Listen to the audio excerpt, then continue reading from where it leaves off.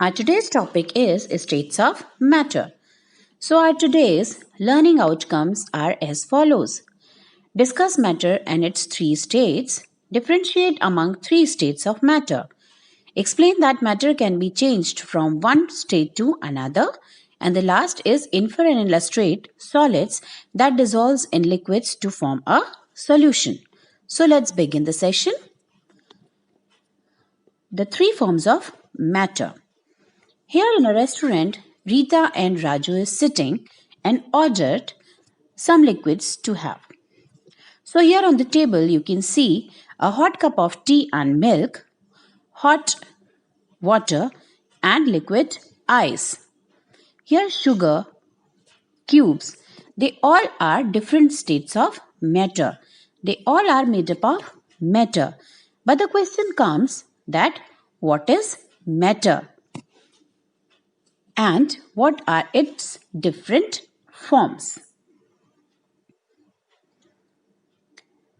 They all are present in different forms. So at the end of this module, you will be able to learn to define matter and distinguish between the different forms of matter. Here, ice cubes, tea and water, all the items that you can see, they occupy space and have mass. Anything that occupies a space and has mass is called matter. Matter is made up of tiny particles called molecules such as liquid, solid and gas. So based on the shape and volume or space occupied, the matter is of three types, that is solid, liquid and gaseous state of matter. Solid.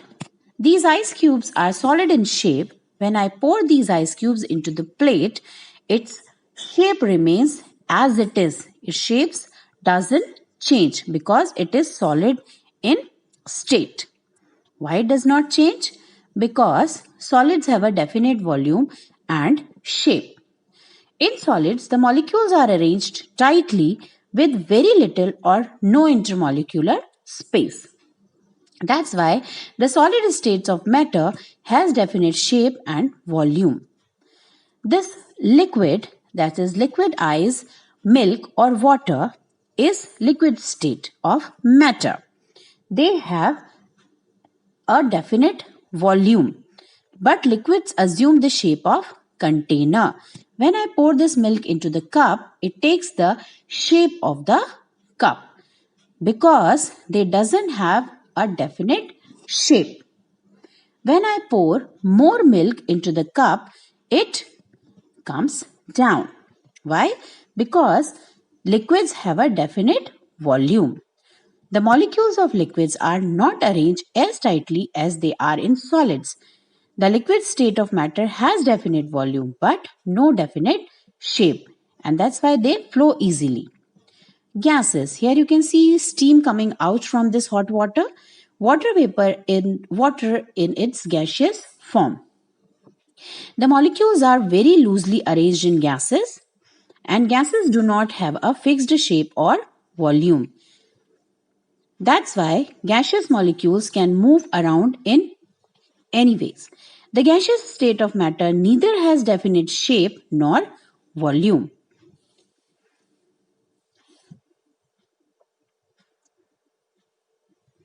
Now we will see what is the arrangement of molecules in three states of matter, as in solid, liquid and gases. Here you can see the arrangement in all the three types of matter, that is solid, liquid and gases. So let's study one by one. Solids. In solids, the molecules are closely packed. They have least amount of intermolecular spaces. The force of attraction between the molecules is very strong and free motion of molecules is not possible. That is why solids are rigid and retain their shape so that they don't change its shape. Now we come on the liquids. In liquids, the molecules are loosely held. There are large intermolecular spaces in liquids, and the force of interaction between the molecules is small, and motion of molecule is possible. That is why liquids are not rigid and have no shape of their own. They take the shape of the container. Now we come to the next state, that is gas. In a gas, the molecules are separated from one another by wide spaces. The force of interaction between the molecules is the least, and the molecules have maximum freedom of motion. Hence, a gas has neither a definite shape nor a definite volume. Gases and liquids are called fluids because of their ability to flow. So, children, you understood the differences between the solid, liquid, and gas. Now, our next topic to understand is the states of matter are interchangeable. That is, the solid, liquid, and gas can be interchanged into each other. How? Let's understand. Here, Raju's mother is making orange juice for him. So, Raju is bringing ice from the refrigerator to put into the orange juice. He keeps the ice for some time and it melts and it converts into water. So, here, mother asked Raju, do you know why the ice changes into the water? Raju start thinking. So, let's help Raju to understand this. Here, an ice cube is the solidified form of water.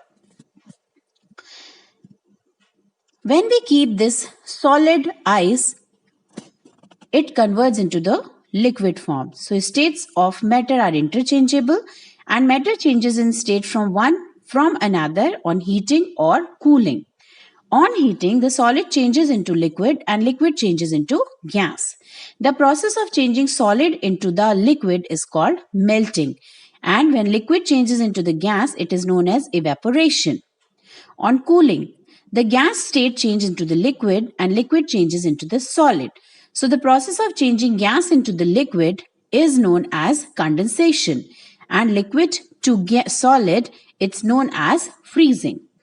Water can change its states from solid to liquid and gas. So ice is the solid form, water is the liquid form of water on room temperature, and vapor of steam is a gaseous form of water. So now you know matter exists in any one of the three states, solid, liquid, or gas. Matter changes its state from one form to another when it is heated or cooled. On heating, a solid changes into liquid and a liquid changes into gas. And on cooling, gas changes into liquid and liquid changes into solid. Now our next topic to understand is solution. What is solution? Here Raju is asking his mother, how to make the laminate. So mother teaches him that first of all you have to take a glass of water, add a teaspoon of sugar and a pinch of salt into it. Then add lemon juice, a teaspoonful. Then now you have to stir it well and you can add ice cubes also into it. You have to stir it until all the ingredients dissolve well into the water. Now your laminate is ready, Raju. Raju have the laminate, but he asks where the sugar and salt has disappeared. Mother said they are still in water. They are not disappeared. How this magic goes on? This is not a magic. Actually, what happens? When a solid dissolves in a liquid, it forms a solution as it made in laminate when added sugar and salt. So salt and sugar, these are the solid or substances that dissolve in a liquid. It is called solute. And liquid in which a solute dissolves is called a solvent, as in water. So solute and solvent makes a solution. So here sugar or salt is a solute, water is a solvent, and they makes the sugar water solution in water. Substances that completely dissolve in a liquid to form a solution are called soluble substances such as sugar and salt. So here sugar and salt are completely dissolved in water. That's why they are disappeared. Mixture of soluble substances break up into individual particles. The particles fill the empty spaces between the water molecules to form a solution. That's why we are not able to see them, and sugar is soluble in water. The volume of the solution remains unchanged because of this, because they takes the interstitial spaces present in water. Chalk powder and sand is not dissolved into the water. Chalk powder floats and sand settle down in the water. So, the substances that do not dissolve completely in water are said to be insoluble in water. So now Raju understood about the solute, solvent and solution, the three basic concepts of the solution. Thank you so much, children. Bye bye.